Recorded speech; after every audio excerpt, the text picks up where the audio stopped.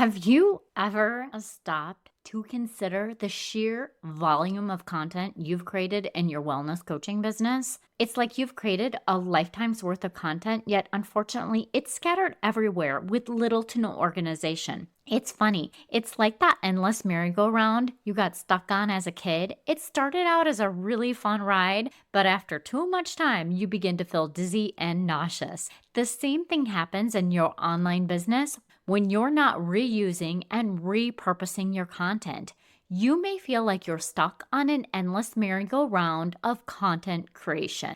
It's time to jump off and create your content hub for repurposing your content. Wait, what? That's a thing? I thought I couldn't use the same content. Is this you? Have you said these words before? If so, you are not the only one. I've heard it before with other coaching clients, but it is okay to reuse the content that you previously used. Maybe not the exact words, but you can reuse that content. It is totally fine. You're going to want to refresh it and make sure that it's pertinent to where you are right now in your business. After all, I want you to think back to when you started your online business journey as a health coach. How far back was that? I'm guessing right now your knowledge of your specific subject matter has grown by leaps and bounds over the years, and you're now a master coach. As your mastery and skill set increase, you'll have even more valuable insight to be able to add into that previous content that you created.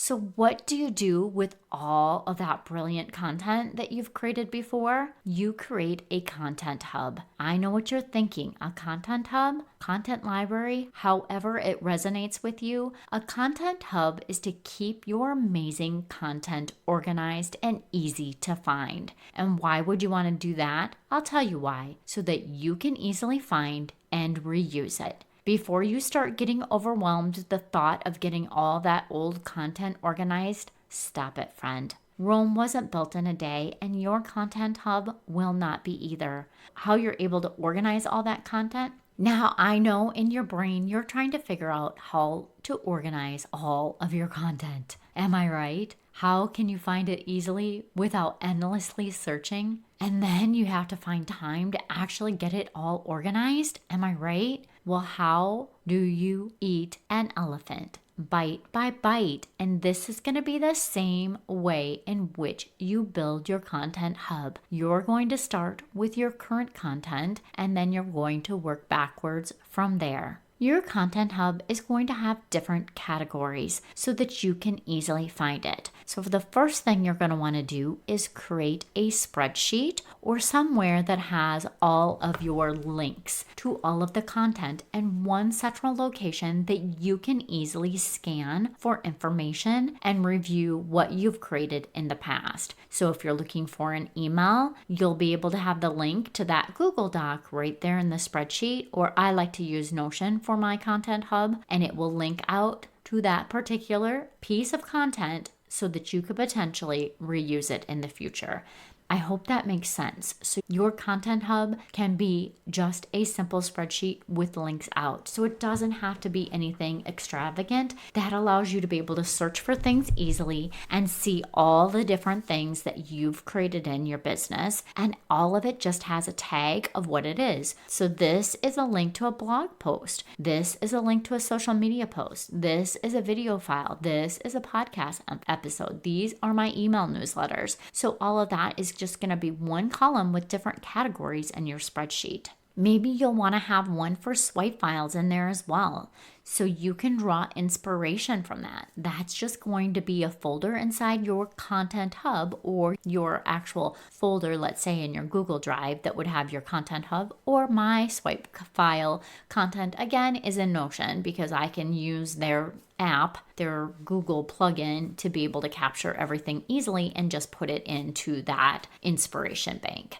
Really, the list goes on and on. So it really is no wonder that you feel overwhelmed by all your digital data or your digital content, because there is so much. As an online business, that really is what you are, is digital content. But the key is to build a content hub that works for your brain because it's not going to work the same way for everybody. And the problem is we just keep searching for a quick fix, buy and download template after template, only discover that our mind doesn't work in that way. And fortunately, there is a simple solution. You first need to determine what organizational style will work for you.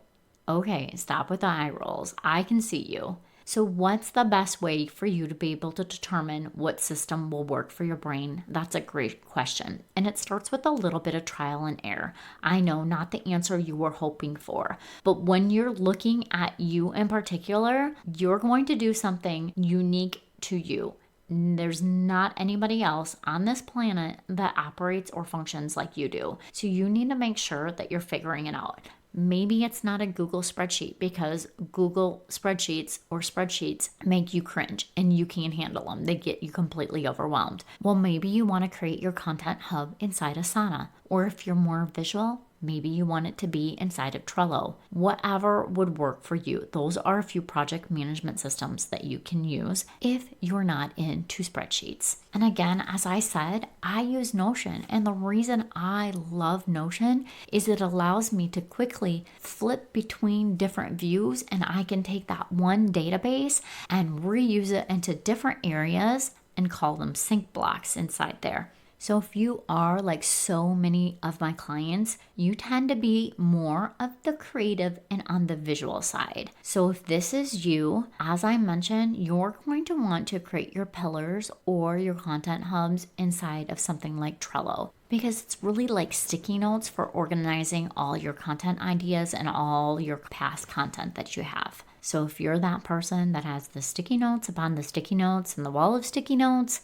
to keep everything organized, then go ahead and try Trello. It may be the perfect solution for you. Asana, if you keep notebooks with random list thoughts, this could be a way for you to use this one. And if you have distracted brain, well, you may enjoy MeisterTask. You should try it out. And if you have zero plans to grow a team, then maybe you can use something like Todoist. As I said before, it is just a little bit of trial and error to be able to get in there and really figure out what is going to work the best for your content hub or your content library. Okay, so how do you actually create your content hub for yourself? Yeah, I know. It's what you've been waiting for, right?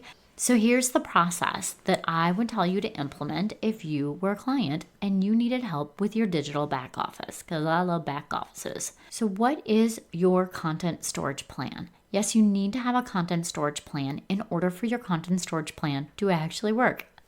Funny how that works. You should choose one place to store all your content. Think Google Drive, Dropbox, or OneDrive. You're going to select one and you're not going to look back. I tell you, friends, this is like the worst problem that I have for myself personally. I like to second guess my decisions on things. Well, or maybe it's shiny object. Like I see something new that somebody else is using and I'm like, oh, fun, new software. I must learn all about this fun, new software. You might not have that same mindset, but I do. So often, entrepreneurs like to second guess their decisions. Remember, you're not alone, friend. But the one thing that I know and I have to remind myself of personally when I find that I'm getting caught up in second guessing decisions or looking at the new shiny object is that I'm wasting my precious time when I could be working on something that would move my business forward.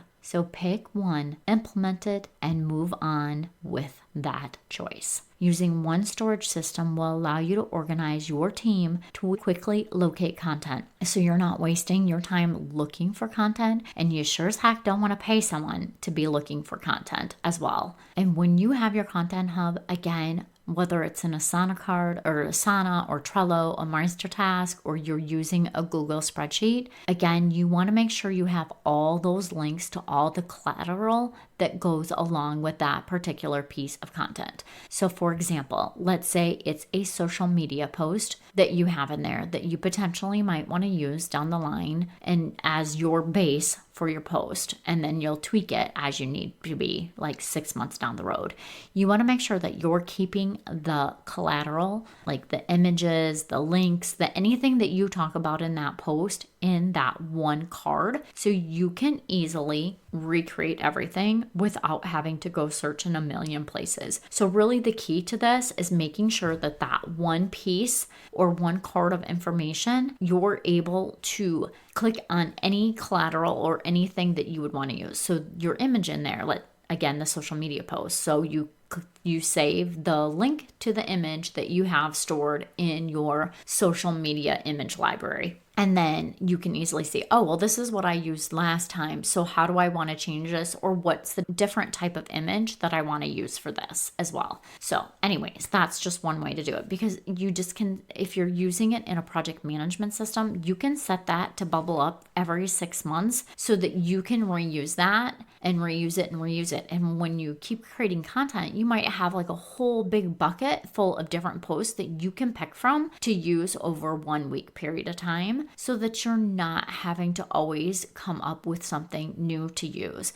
And you're going to really want to pay attention also to the metrics, like what were the posts in your social media that did really well, because they potentially could do really well for you again in the future. Again, you want to just make sure you're organizing all your data in one place, because that's going to save you time and that's going to save you money, and it will make it so much easier when you hire team members, because they're not going to have to go looking for things as well. And then potentially you can just have them, one of your team members, create your content calendar for you based off the content that you've created in the past.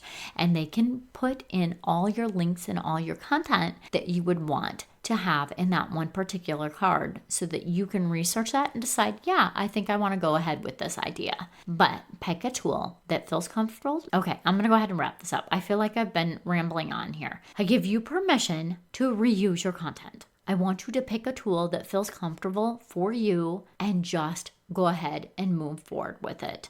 It doesn't have to be anything fancy. It just needs to work for you. Thank you so much for listening. I appreciate you, and I hope you make it a wonderful week.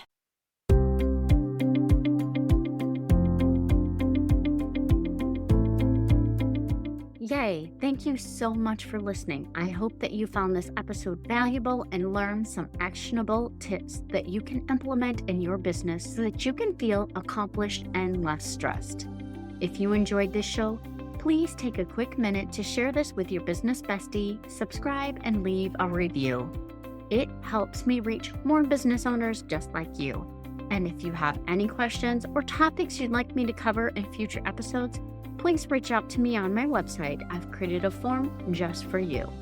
Remember, with the right system and mindset, you can achieve the success your heart desires. Thank you for tuning in. I look forward to chatting with you next time. I appreciate you, and I hope you have a wonderful week. And don't forget, let's grow, friends.